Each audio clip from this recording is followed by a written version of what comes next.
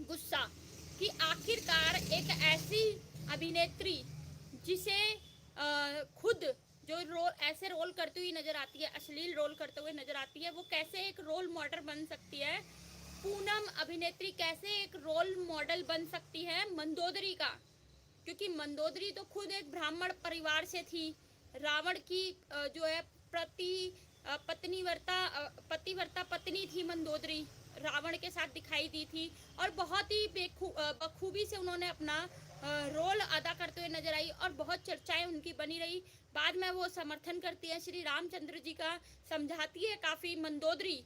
गाने भी आपने कई बार सुना है कि मंदोदरी कई बार सुनाते हुए नजर आती है, समझाते हुए नजर आई थी रावण को कि आप सीता को छोड़ दो, आप सीता को छोड़ दो, क्योंकि सीता को रखना यानी